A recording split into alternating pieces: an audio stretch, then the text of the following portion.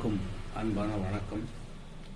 ஏற்கனவே 2 பதிவுகளில் எப்படி இசை உலகத்தில் ஒரு இசையமைப்பாளர் அமைச்ச இசையினுடைய மெட்டை எடுத்து இன்னொருத்தர் பயன்படுத்தியிருக்கார் என்பதை ஓரளவுக்கு விளக்கி சொன்னேன்.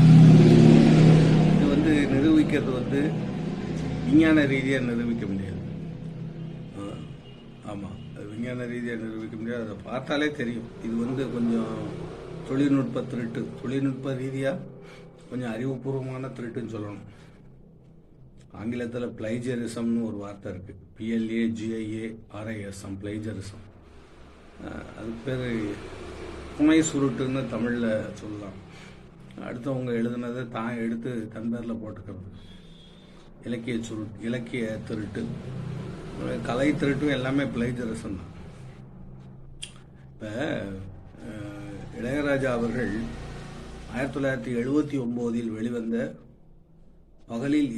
பகலில் ஓர் இரவு அப்படிங்கிற ஒரு திரைப்படத்துக்கு இசையமைச்சிருக்கார்.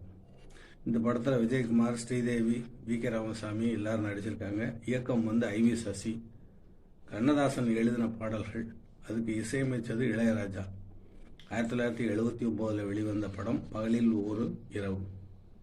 இதில் என்னென்னா ஒரு பாட்டு வருது, அது குழு நடனம். அதில் தோட்டம் கொண்ட ராசாவே சூடிக்கொண்ட ராஜாத்தி அப்படின்னு ஒரு முதல் சந்தம். தோட்டம் கொண்ட ராசாவே சூடிக்கொண்ட ராசாத்தி. இதில் இந்த பாட்டை பாடுறது இளையராஜா தான்.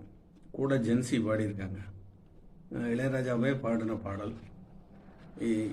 இது என்னென்னா நேரடியாக இந்த பாடல் யாரை பாதித்ததோ தெரியல.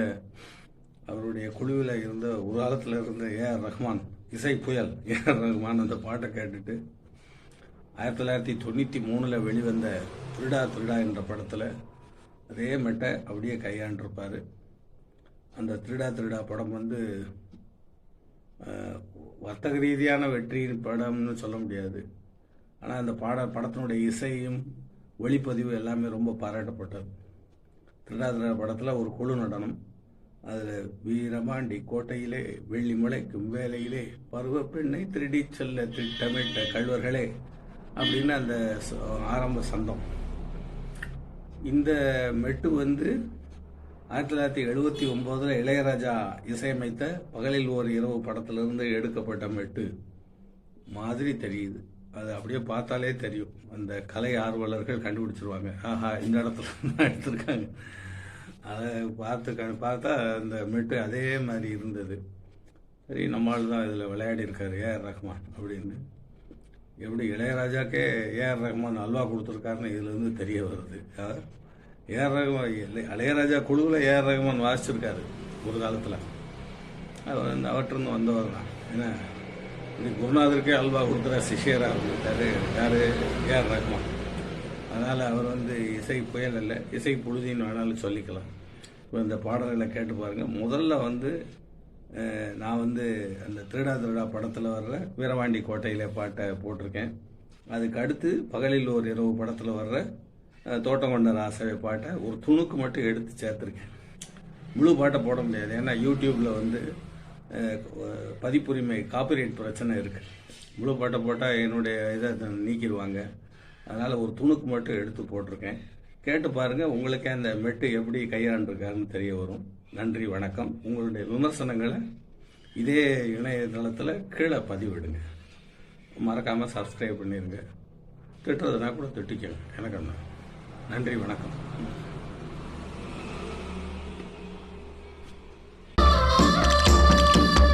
வீரபாண்டி கோட்டையிலே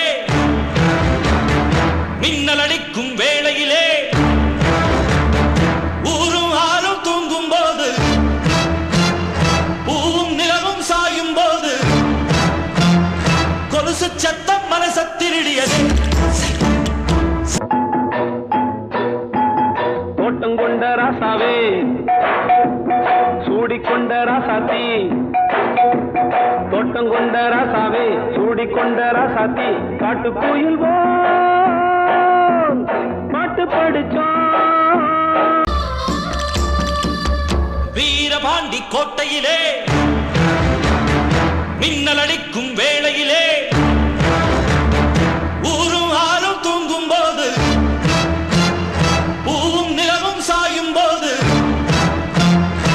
கொலுசு சத்தம் மனச திருடியது தோட்டம் கொண்ட ராசாவே சூடிக்கொண்ட ராசாத்தி தோட்டம் கொண்ட ராசாவே சூடிக்கொண்ட ராசாத்தி காட்டு கோயில் பாட்டு படிச்சோம்